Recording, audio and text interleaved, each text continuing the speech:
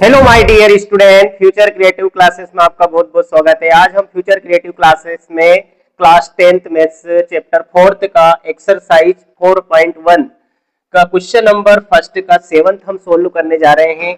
तो देखिए, उस दिन हमने जो है पिछले वीडियो में इसके 6th क्वेश्चन सोल्व कर लिए थे। अब देखिए, आज हम देखेंगे इसका 7th क्वेश्चन हम सोल्व करेंगे। तो 7th क्वेश्चन क्या है, इसमें हमें क्वेश्चन क्या दे रखा है, दिया गया जो समीकरण है वो द्विघात समीकरण है या नहीं। तो द्विघात समीकरण हमें जांच करना है इसमें। तो द्विघात समीकरण की परिभाषा क्या होती है, ऐसा समीकरण जिसमें चर की अधिकतम घात क्या हो, 2 हो, यानी घात 2 वाला समीकरण द्विघात कहलाता है। अर्थात ax square plus bx plus c बराबर 0 के रूप में आना चाहिए। तो यहाँ पर देखते हैं, इसको सोल्व करते हैं। देखिए, तो यहाँ पे देखिए क्या दे रखा है, x प्लस 2 का होल क्यूब, यानी x प्लस 2 का होल क्यूब दे रखा है। यहाँ पर होल क्यूब है तो क्यूब वाला फॉर्मूला यहाँ पर इसमें लगाएंगे, है ना। तो यहाँ पे क्यूब वाला फॉर्मूला क्या होता है, a प्लस बी का होल क्यूब। तो देखिए फॉर्मूला होता है यहाँ पर a cube means x cube, a के प्लेस पे x है और b के प्लेस पे 2 है। फिर 3a स्क्वायर, तो 3a square means x square into b means 2। फिर plus 3a, a means x into b square means 2 का स्क्वायर, और प्लस क्या हो जाएगा, प्लस b क्यूब मीन्स हो जाएगा 2 का क्यूब, है ना। ये फॉर्मूला a प्लस बी का whole cube is equal to, अब ये इज इक्वल टू यहाँ पे क्या दे रखा है, इसका इसके अंदर मल्टीप्लाई कर देंगे तो क्या हो जाएगा, 2x का मल्टीप्लाई x स्क्वायर में करेंगे तो क्या होता है, बेस इक्वल होने पर, आधार बड़ा समान होने पर क्या होती है, गुणा में घातें जुड़ती है। तो यहाँ पे स्क्वायर और यहाँ पे 1 है तो क्या हो जाएगा, 2x की पावर 3 हो जाएगी, यानी गुणा में घातें जुड़ती है तो 2 और 1 3 हो जाएगा। फिर प्लस का माइनस में मल्टीप्लाई, माइनस 2x का 1 में मल्टीप्लाई करेंगे तो कितना हो जाएगा, 2x। अब ये कैसे आया, यहाँ पे हमने फॉर्मूला कौन सा लगाया है, सिंस यहाँ पे फॉर्मूला होता है a प्लस बी का whole cube, a plus B whole cube is equal to क्या होता है, a cube plus 3a square b plus 3a b square plus b cube. ये यहाँ पर आइडेंटिटी होती है या फिर फॉर्मूला होता है, हमने 9th क्लास या फिर पिछली क्लासों में ये फॉर्मूला हमने पढ़ा है। अब देखिए, तो इसमें इसको सोल्व करते हैं आगे हम, तो क्या हो जाएगा, देखिए एक्स क्यूब, तो एक्स क्यूब ऐसा कैसे ही प्लस, अब इसका मल्टीप्लाई कर देते कितना हो जाएगा, 3 2 जा 6, यानी 3 दूने 6x स्क्वायर। फिर 3x ऐसा कैसे ही, और 2 का स्क्वायर क्या हो जाएगा, 4, 2 का स्क्वायर हो जाएगा 4 प्लस फिर 2 का क्यूब, तो 2 का क्यूब यानी 2 का घन कितना होता है, 8 होता है। 2 को 3 बार लिखकर गुणा करेंगे तो कितना आएगा, 8 आएगा यहाँ पर। अब देखिए आगे इसमें, फिर ये 2x क्यूब, इन दोनों की इधर पक्षांतर कर देते हैं, है ना, पक्षांतर कर लेते हैं, इनका ट्रांसपोजिशन कर लेते हैं। तो इधर ये चिन्ह इसका प्लस का है तो क्या हो जाएगा, माइनस का हो जाएगा, पक्षांतर करने पर चिन्ह बदल जाता है, तो ये माइनस का 2x क्यूब हो जाएगा। ये माइनस का है तो प्लस का हो जाएगा 2x, है ना, पक्षांतर करने पर चिन्ह बदल जाते हैं। तो बराबर में क्या बचेगा, यहाँ पर 0 बचेगा। अब देखिए, जिसकी घात समान है उसको उसी में जोड़ेंगे या घटाएंगे, है ना। तो यहाँ पर क्या देखो, x की घात 3 है और यहाँ पर इसमें देखिए माइनस 2x की घात 3 है, तो इनको आपस में जोड़ा, जिसकी घात समान है उसको उसी में जोड़ेंगे या घटाएंगे। तो देखो ये माइनस का और ये प्लस का, तो कितना बचेगा, 2x क्यूब में से 1x क्यूब हम माइनस करें, कितना बचेगा, माइनस का x क्यूब बचेगा, क्योंकि बड़ी संख्या माइनस की है। फिर उसके बाद घातों को घटते क्रम में लिखते हैं, यहाँ 3 है फिर क्या आएगी, 2 आएगी, है ना। तो ये 6 स्क्वायर, इसको सॉल्व करेंगे, 6 स्क्वायर 6x स्क्वायर और कहीं पे क्या नहीं है, तो ये 6x स्क्वायर ऐसा कैसे लिख देंगे हम, ये। फिर उसके बाद इन दोनों का मल्टीप्लाई कर लो, गुणा कर लो, तो क्या हो जाएगा, 4 तिया 12x हो जाएगा, 4 का गुणा 3 में 4 तिया 12x, और ये प्लस 8 ऐसा कैसे ही, और प्लस ये 2x ऐसा कैसे ही, 2x बराबर क्या बचेगा, 0 बचेगा, है ना। अब क्या करेंगे, यहाँ पर देखिए, तो ये तो आगे सोल्व नहीं हो रहा है, तो ये माइनस का x क्यूब ऐसा कैसे ही, ये 6x स्क्वायर भी ऐसा कैसे ही, है ना। अब यहाँ पे क्या देखो, ये 12x प्लस का और ये प्लस का 2x, तो 12 और 2 कितना हो जाएगा, 14x हो जाएगा, है ना। और ये प्लस 8 ऐसा कैसे ही, बराबर क्या है 0 चल रहा है ना। अब यहां पर हम देखते हैं क्या देख रहे हैं हम, तो देखिए घात द्विघात समीकरण है या नहीं, हम इस समीकरण को क्या बताना चाह रहे हैं, द्विघात समीकरण है या नहीं। तो यहां पर क्या लिख देंगे, क्योंकि यह है ना, अब इसको आगे सोल्व नहीं हो रहा था, हम लिख देंगे क्योंकि ये a x square plus b x plus c बराबर 0 के रूप का समीकरण नहीं है, के रूप का समीकरण नहीं है, इसके जैसा समीकरण नहीं है ना, इसलिए क्या हो जाएगा, ये द्विघात समीकरण नहीं होगा। तो यहां लिख देंगे अतः दिया गया समीकरण, तो ये जो दिया गया समीकरण है तो यहां लिख देंगे अतः दिया गया समीकरण द्विघात समीकरण नहीं है, द्विघात समीकरण नहीं है, अतः दिया गया समीकरण द्विघात समीकरण नहीं है, द्विघात समीकरण नहीं है, ये हो गया। ठीक है, चलिए तो अब इसको ये समझ में आ गया होगा आपको। अब दूसरा अगला क्वेश्चन देखते हैं हम, देखिए तो इसको हम इरेज कर देते हैं।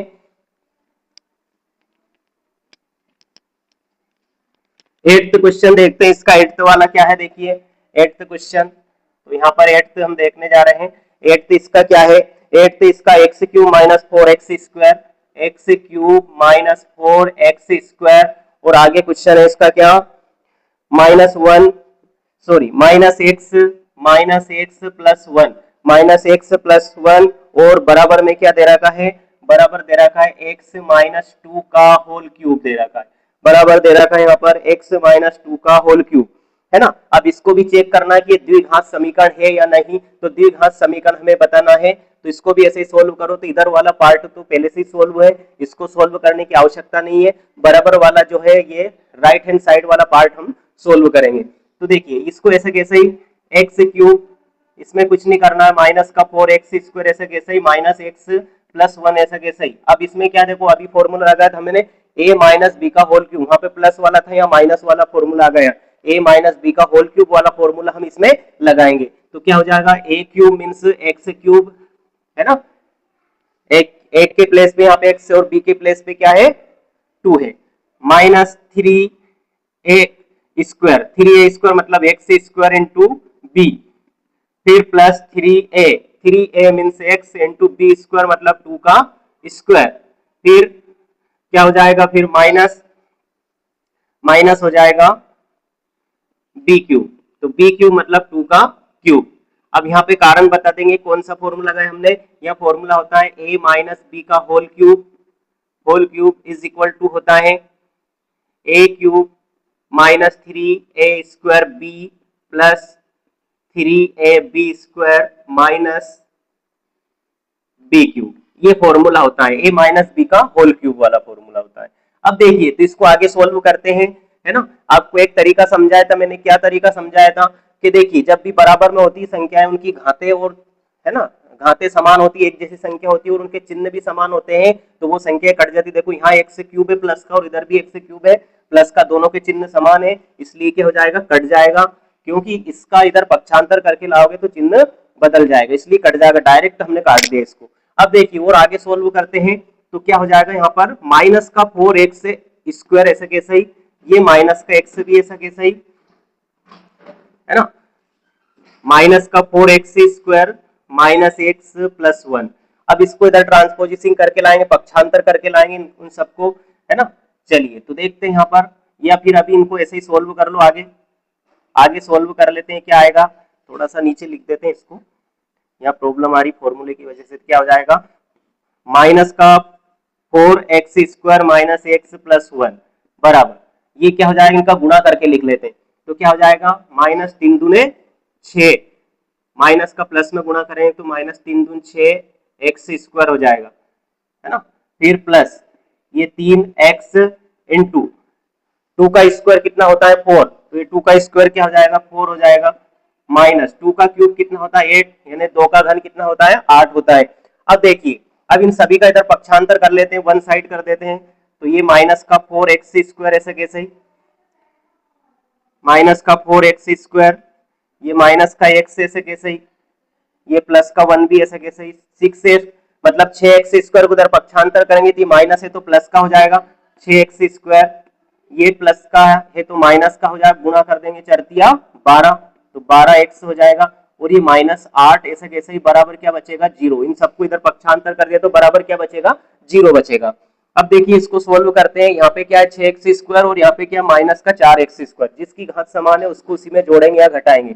तो देखो 6 में से 4 गए कितना बचेगा 2x² बचेगा, बड़ी संख्या प्लस की है तो प्लस का बचेगा। अब यहाँ पर देखिए माइनस का x और यहाँ पे क्या माइनस का 12 है, तो माइनस माइनस जुड़ जाते हैं लेकिन चिन्ह माइनस का, तो 12 और 1 कितना हो जाएगा 13, तो माइनस का कितना हो जाएगा 13x। अब ये क्या है प्लस का 1 है और ये माइनस का 8 है, तो कितना हो जाएगा माइनस का 7 हो जाएगा, है ना, बड़ी संख्या माइनस की है तो माइनस का बराबर क्या हो जाएगा 0। अब ये आगे सोल्व नहीं हो रहा है, अब देखेंगे ये x² plus bx plus c बराबर 0 के रूप में है या नहीं, तो यहाँ पे लिख देंगे चूंकि है ये ax² plus bx plus c बराबर 0 के रूप का समीकरण है, के जैसा समीकरण है, के रूप का समीकरण है। अब ये इसके जैसा समीकरण है ना, दिया गया ये समीकरण हमने सोल्व करा, तो इसका मतलब क्या है अतः करके लिख देंगे, अतः जो दे रखा है समीकरण वो द्विघात समीकरण है, तो यहाँ पे लिख देंगे अतः दिया गया समीकरण एक द्विघात समीकरण है, एक द्विघात समीकरण है, अतः दिया गया समीकरण एक द्विघात समीकरण है। ठीक है ना, तो आपको समझ में आ गया होगा इस प्रकार से हमें सोल्व करना है ना। तो ये क्वेश्चन एग्जाम में पूछे जाते हैं, आपको इनकी प्रैक्टिस करना अच्छे से, एक ना एक क्वेश्चन जरूर आता है कि द्विघाती समीकरण है या नहीं, ऐसे जांच करने के लिए आपको समझ में आ गया, बार बार प्रैक्टिस कीजिए। Okay my dear student. तो दूसरे का पहला क्या है देखिए, निम्न स्थितियों को द्विघात समीकरणों के रूप में निरूपित कीजिए। यहाँ पे कुछ सवाल है ना, वर्ड प्रॉब्लम यहाँ पे दे रखी है ना, समस्याएं दे रखी है, प्रॉब्लम्स दे रखी है, वर्ड प्रॉब्लम दे रखी है, तो उनको हमें क्या करना है द्विघात समीकरणों के रूप में निरूपित करना है, यानी कि x² plus bx plus c बराबर 0 के रूप में उनको लिखना है ना। तो देखिए यहाँ पर पहला क्वेश्चन हम देख रहे हैं, पहला सोल्व करने जा रहे हैं, तो क्या है एक आयताकार भूखंड का क्षेत्रफल 528 मीटर स्क्वायर है, तो क्षेत्र की लंबाई मीटरों में यानी मीटर में, चौड़ाई के दुगने से एक अधिक है, यानी क्षेत्र की जो लंबाई वो चौड़ाई के दुगने से एक अधिक है, तो हमें भूखंड की लंबाई और चौड़ाई ज्ञात करनी है ना। तो देखिए यहाँ पर इसको हम सोल्व करते हैं, हल पहला क्वेश्चन हम सोल्व कर रहे हैं, दूसरे का पहला है ना हल दिया है। सबसे पहले क्या लिखते हैं यहाँ पर, सॉरी यहाँ पे मान लेते हैं पहले तो, है ना, क्या मान लो जो हमें ज्ञात करना है, तो क्या ज्ञात करना हमें लंबाई और चौड़ाई।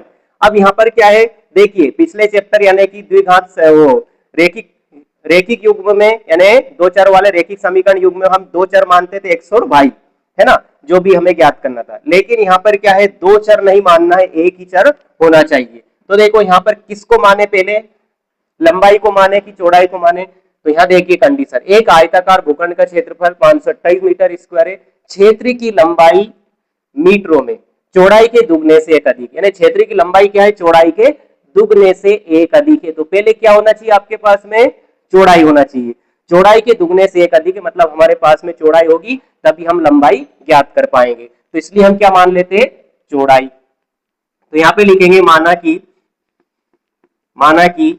आयताकार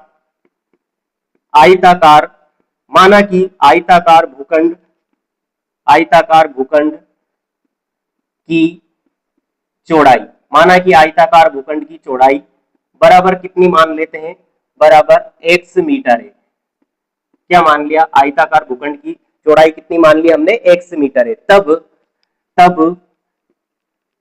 तब लंबाई, तो तब लंबाई कितनी होगी इसकी प्रश्नानुसार, मतलब है ना, लंबाई क्या दे रखी है क्षेत्र की लंबाई चौड़ाई के दुगने से एक अधिक है, तो चौड़ाई कितनी x है, इसके दुगने से, तो इसका दुगना करो, मतलब चौड़ाई का दुगना करो और उसमें एक अधिक है तो एक जोड़ देना, अगर कम की बोले तो घटा देना है ना, एक अधिक है तो मतलब जोड़ना है, तो कितनी हो जाएगी 2x + 1 मीटर होगी, है ना।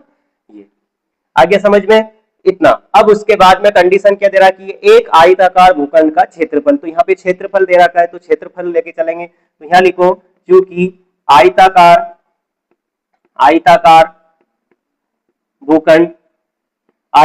भूखंड का क्षेत्रफल, आयताकार भूखंड का क्षेत्रफल। तो आयताकार भूखंड का क्षेत्रफल यहाँ पे कितना दे रखा है, 528 मीटर स्क्वायर, है ना। आयताकार भूखंड का क्षेत्रफल दे रखा है यहाँ पे 528 मीटर स्क्वायर। अब देखिए तो यहाँ पर क्या आया, आयत, और आयत का क्षेत्रफल का फॉर्मूला हम जानते हैं क्या होता है, आयत का क्षेत्रफल होता है लंबाई इंटू चौड़ाई, है ना। तो लंबाई इंटू चौड़ाई यहाँ पे फॉर्मूला लगा देंगे, लंबाई इंटू चौड़ाई, है ना, आयत का क्षेत्रफल ही। अब यहाँ पे मान ऐसा कैसे ही है, 528 चलने देंगे। अब हमने जो मान रखा है, क्या मान रखा है यहाँ पर, तो देखेंगे लंबाई कितनी है, लंबाई हमने मानी कितनी, लंबाई हो जाएगी यहाँ पर जो दे रखा है ना, तो कितने लिख देंगे, 2x प्लस 1, तो 2x प्लस 1 यहाँ पे हमने लिख दिया, है ना। और क्या हो जाएगा, चौड़ाई, चौड़ाई का मान कितना है, x, तो यहाँ पे लिख दिया हमने, x लिख दिया। इतना समझ में आया। चलिए, और बराबर में ये ऐसा कैसा ही 528 ऐसा कैसा ही। अब यहाँ पर क्या करें, ये इंटू में है तो इसमें x का इंटू कर देते हैं, गुणा कर देते हैं, क्या हो जाएगा, x का गुणा इसमें करेंगे तो कितना हो जाएगा, x का x में गुणा 2x में, तो आधार समान होने पर गुणा में घातें जुड़ती है, तो क्या हो जाएगा 2x स्क्वायर यानी कि 2x स्क्वायर हो जाएगा। फिर प्लस का प्लस में गुणा करेंगे प्लस, और x का गुणा 1 में करेंगे कितना हो जाएगा, x का गुणा 1 में करेंगे कितना हो जाएगा, x, और 528 को इधर हम पक्षांतर कर देंगे तो प्लस का है तो कितना हो जाएगा, माइनस का हो जाएगा 528, बराबर इधर क्या बचेगा, 0, है ना। अब हमें उसने क्या बोला था, निम्न स्थितियों को द्विघात समीकरणों के रूप में निरूपित कीजिए, या फिर क्वेश्चन एग्जाम में ऐसा भी आ सकता है, तो निम्नलिखित स्थितियों को गणितीय रूप में व्यक्त कीजिए, मैथमेटिकल फॉर्म में उनको रिप्रेजेंट करने की बोले, या फिर द्विघात समीकरण के रूप में निरूपित करने की बोले, तो आपको क्या है, ज्यादा सोल्व नहीं करना इसको, है ना, हमें इतना ही लिख देना है ना, यही अभिष्ट द्विघात समीकरण है। तो क्या लिख दोगे, अतः यही अभिष्ट द्विघात समीकरण है, अतः यही अभिष्ट द्विघात समीकरण है ना। बस इतना लिख दिया हमने, कहा था यही अभिष्ट द्विघात समीकरण है। अगर आपसे क्या बोला जाए, अगर उसने मान लीजिए ये नहीं बोला है ना, निरूपित कीजिए, तो क्या करोगे, है ना। अगर ऐसा नहीं बोला जाए तो आपको इसे गुणनखंड विधि से हल कर लेंगे, है ना, x का मान हम ज्ञात कर लेंगे, है ना। तो इसमें मान रखने लंबाई और चौड़ाई जाएगी, तो लेकिन उसने ऐसा हमसे बोला नहीं, बस समीकरण के रूप में निरूपित करने की बोला, द्विघात समीकरण के रूप में, तो ये क्या हो जाएगा, इसका आंसर हो जाएगा। ठीक है, ओके माय डियर स्टूडेंट, अच्छे से सोल्व करना है, इस प्रकार से भी एग्जाम में क्वेश्चन पूछा जाता है, अच्छे से इनकी बार बार प्रैक्टिस कीजिए। अब यहाँ पे क्या देखेंगे, दूसरे काम दूसरा सोल्व करेंगे। देखिए दूसरे का दूसरा क्या है, दो क्रमागत धनात्मक पूर्णांकों का गुणनफल 306, दो क्रमागत क्या है, धनात्मक पूर्णांक है, उनका गुणनफल कितना है, 306। तो हमें पूर्णांकों को ज्ञात करना है, यानी कि इसमें द्विघात समीकरण के रूप में निरूपित करना है, तो वो पूर्णांक क्या होगा, हम उनको मान लेते, तो वही ज्ञात करना कहला जाएगा यहाँ पे, है ना। लेकिन अगर ये ऐसा यहाँ पे लिखा हुआ नहीं बोले तो आपको पूरा सोल्व करना पड़ेगा, मतलब x का इसमें जो भी धनात्मक पूर्णांक है उनको ज्ञात करना पड़ेगा, जो समीकरण बनेगी द्विघात समीकरण, उनको गुणनखंड विधि और या फिर जो भी मेथड है श्रीधराचार्य विधि, उससे हम सोल्व करना पड़ेगा। ठीक है, तो यहाँ पर देखिए, तो क्या करेंगे इसमें हम, सबसे पहले क्या मानना है, दो क्रमागत धनात्मक पूर्णांक। अब दो क्रमागत धनात्मक पूर्णांक है, तो क्रमागत धनात्मक पूर्णांक मतलब जैसे कि मान लीजिए, है ना, कोई सी भी संख्या ले लो, मान लीजिए 12 ले ली हमने, और दूसरा क्या हो जाएगा 13, तो ये क्रमागत धनात्मक पूर्णांक है, ये 12 और 13। तो यहाँ पर क्या है, 12 कब आया, जब 13 कब आया, जब 12 में एक जोड़ा, तब क्या आएगा, 13 आएगा, है ना। इसका मतलब क्या है, इससे ही हम क्या है, वो पूर्णांक हमें पता नहीं है, मान लेते हैं। तो यहाँ पे लिख देते हैं, माना कि दो क्रमागत धनात्मक पूर्णांक, माना कि दो क्रमागत धनात्मक पूर्णांक x व x प्लस 1 है, x व x प्लस 1 है। दो क्रमागत धनात्मक पूर्णांक हमने क्या मान लिया, माना x है तो दूसरा क्या होगा, x प्लस 1 होगा, मतलब जैसे 12 है तो दूसरा क्या होगा, 12 प्लस 1 होगा, मतलब 13 होगा, है ना, उसमें एक जुड़ जाएगा मतलब। तो यहाँ पे क्या करेंगे, अब जो कंडीशन उसने दे रखी थी यहाँ पे लिखेंगे प्रश्नानुसार, क्या है, प्रश्नानुसार हम जो कंडीशन है वो बोला, दो क्रमागत धनात्मक पूर्णांकों का गुणनफल 306, मतलब ये जो क्रमागत धनात्मक पूर्णांक है इनका गुणनफल मतलब इनका गुणा करेंगे तो कितना आएगा 306 आएगा। तो यहाँ पे लिख देंगे x इंटू एक्स प्लस 1 बराबर क्या हो जाएगा 306, इनका गुणनफल ये है प्रश्नानुसार। अब यहाँ पर क्या है, इस x का ब्रैकेट के अंदर मल्टीप्लाई कर लेते हैं, तो x का x में गुणा करें कितना हो जाएगा x स्क्वायर हो जाएगा, आधार समान होने पर गुणा में घातें जुड़ती हैं। फिर प्लस का प्लस में गुणा करेंगे प्लस, x का गुणा एक में करेंगे x, और इस 306 को इस इधर पक्षांतर कर देंगे तो ये प्लस का है तो क्या हो जाएगा माइनस का हो जाएगा 306, और बराबर क्या बचेगा 0 बचेगा। अब ये आगे सोल्व नहीं हो रहा, आगे सोल्व तो हो सकता है लेकिन हम प्रश्न के अनुसार चल रहे हैं, जैसा उसने बोला है वैसा ही द्विघात समीकरण के रूप में निरूपित करना है। तो ये देखो x square plus b x plus c बराबर 0 के रूप में है, तो यहाँ लिख देंगे अतः यही क्या है, अतः यही